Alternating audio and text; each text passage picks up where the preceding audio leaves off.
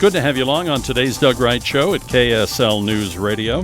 And we're talking about the various meetings as we speak. And I believe, Boyd Matheson is here with me, the president of the Sutherland Institute. I think that the footage we saw a moment ago was a replay of Bernie Sanders going into the West Wing of the White House with President Obama. So that conversation, I believe, is still underway. And then you look at Donald Trump today, has to condescend to actually maybe ask for some donations, although he's still bloviating that he doesn't need to, and that we in the media will give him plenty of time for free. And then we have the meetings that are going on here in the state of Utah, which you will be going up to tomorrow. Set the stage for us. What is that like when you're actually there at one of the Mitt Romney e-summits? So having been there the last couple of years, the forum is very relaxed. It is about dialogue. And so these are not necessarily about formal speeches. Sometimes it's a moderated panel discussion. Sometimes it's just audience participation.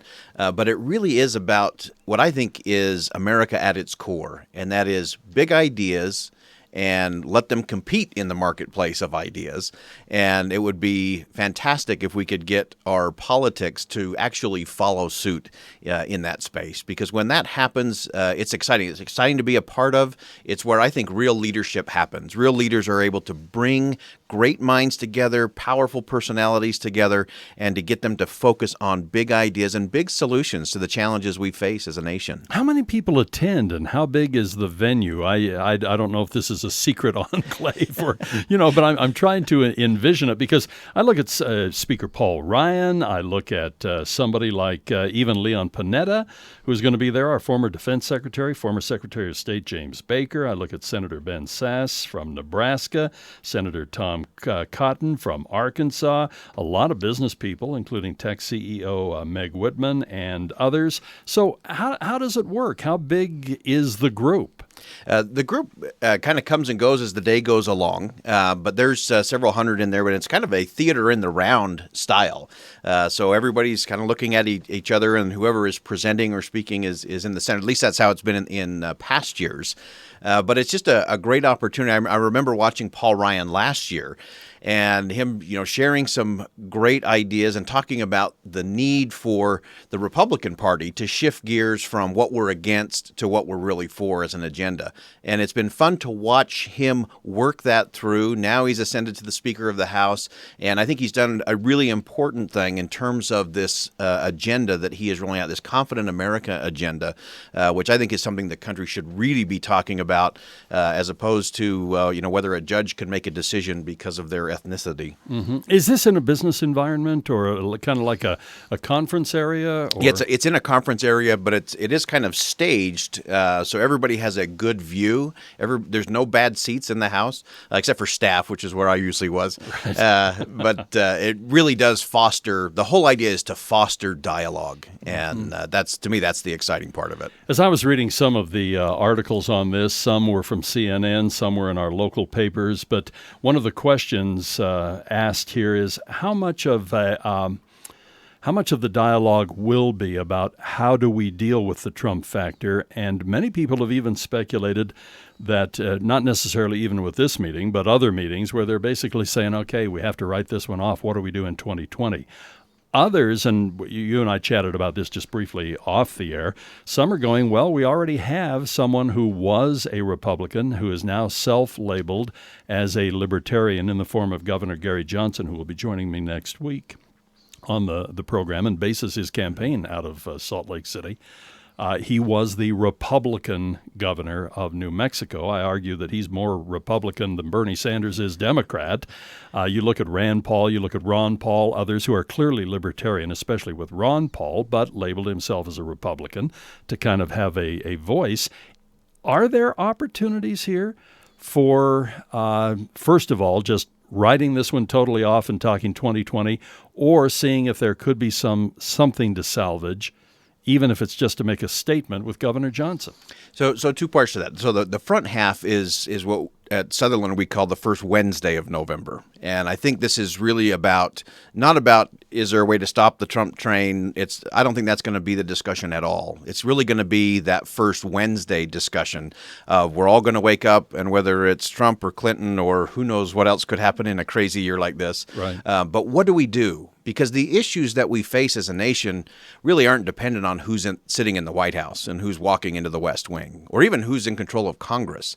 These decisions and these solutions are going to come from other places. Now, as it relates to Governor Johnson, I don't see anything yet that suggests to me he's got any kind of traction to the point where people could say, yeah, let's jump on that train and see if we can take that for a ride. Right. Here in the state of Utah, there were some interesting polls quite recently that showed that Governor Johnson, not serious traction, but what was it, like 11%, 10%, yeah. Something like that. And, of course, this is kind of the anti-Trump capital of the country.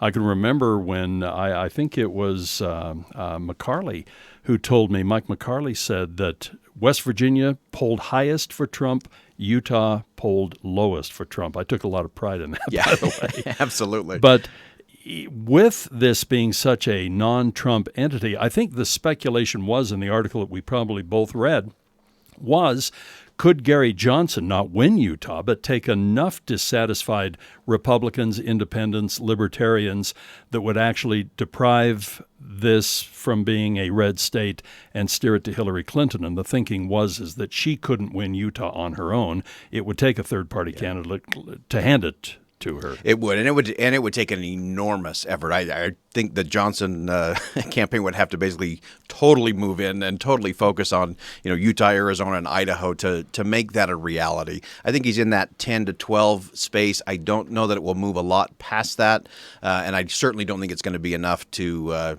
threaten or to put Hillary in position to actually win Utah. I don't see that happening. I remember it wasn't all that long ago that we had Senator Ben Sasse sitting here in studio, and Senator Lee was here, you were here, and Senator Sasse, boy, talk about having heartburn over somebody.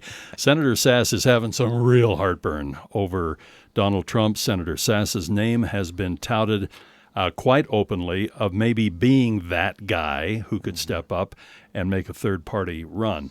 Where does he stand right now? Any idea? Because he's participating. He isn't, and he will focus on an agenda. He is another in the mold of Paul Ryan, Mike Lee, Ben Sasse. They're all policy entrepreneurs. They're all about how do we actually fix this thing. So I don't think he's positioning anything. I don't think there's any play there in terms of him, stepping up and being the guy. But you always want Ben Sasse in the room. He's an incredible thinker. He's an extraordinary communicator. And he's one that, again, is focusing on a lot of the things that work here in Utah.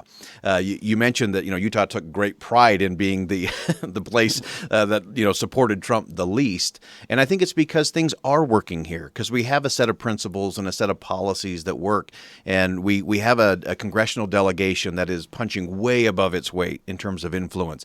I think Mitt Romney having his summit here says something not just about Mitt Romney, it says something about Utah. Yeah. And people are looking. We always say that Utah is a place that we send kind of that certain trumpet out there in terms of principle and policy, but we're also this great window in where other states can look and say, wow, what's working there and why. We actually had one national reporter come through Sutherland Institute, and her comment was, I feel like I've been walking with Tocqueville for 4 days. Yeah. And while we may not be to that status, there's a lot of things going right in Utah. It is a great place to talk about the principles and policies that work and the principles we need in our country today. Now, of course, tomorrow is the movie show.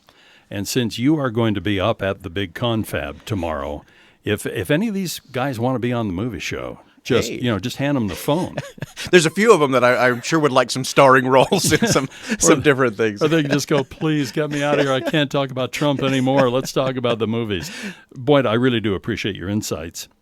If you're up there, if there's anything that you feel that we should know tomorrow that would be appropriate, let us know. But thank you for giving us a little preview here at KSL. Great to be with you, Doug.